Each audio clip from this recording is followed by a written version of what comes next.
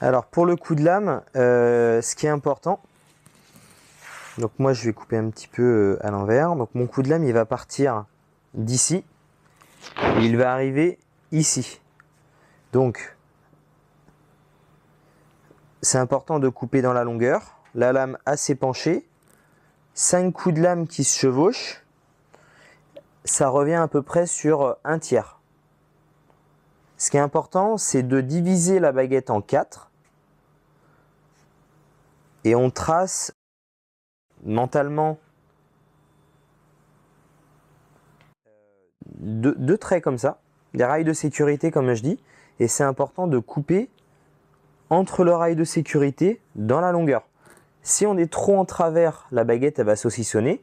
Si on est trop dans la longueur, la baguette, les coups de lame ils vont déchirer. Donc là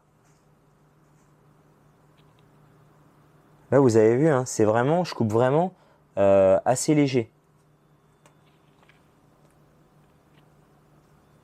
Plus on a une baguette qui a de la force, plus il faut couper profond.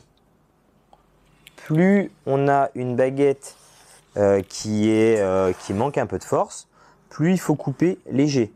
Arrivé à ce stade-là, normalement, la baguette, on ne doit pas avoir d'excès de force.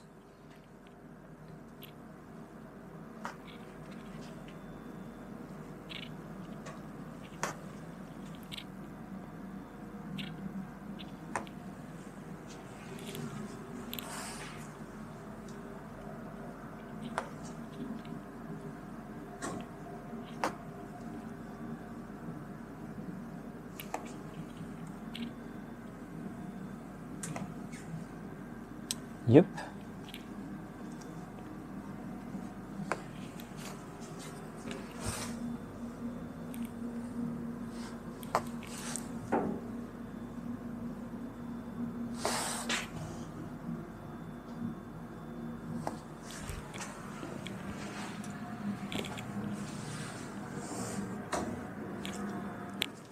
Alors là, ce qui est important, comme je vous disais, c'est vraiment d'être régulier dans les façonnages pour que les coups de lame derrière soient bien développés en fait.